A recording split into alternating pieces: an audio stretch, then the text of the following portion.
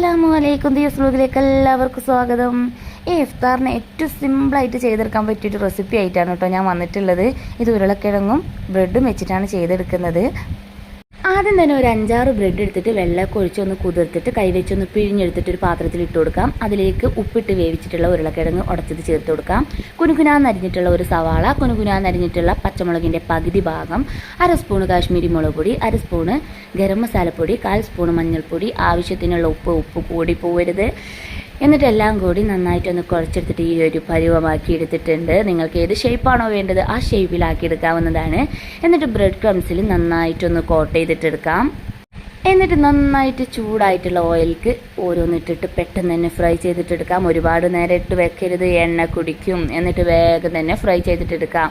അപ്പോൾ ഇന്നത്തെ വീഡിയോ ഇത്രയേ ഉള്ളൂ. വീഡിയോ എല്ലാവർക്കും ഇഷ്ടമായിട്ടുണ്ടെങ്കിൽ പ്ലീസ് സപ്പോർട്ട് ചെയ്യണേ. നാളെ മറ്റൊരു വീഡിയോയുമായി നമുക്ക് വീണ്ടും കാണാം. അതുവരെ ബൈ ബൈ.